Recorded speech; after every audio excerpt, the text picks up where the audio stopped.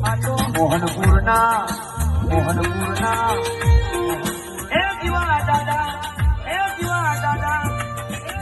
મંગુબાની 84 ના ખાતાની દેવીઓ જોજેમાં કોક રહી ના જાય મારી ખૂણે બનાવીને તારા જલી માતા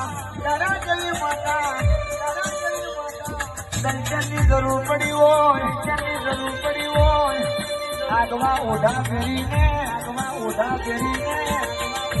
સન્મુખ મોડવે મળવા ના આવું પર મારી એ મારી માતાનું વ્યાન છે 84 નું ખાતું આવ્યું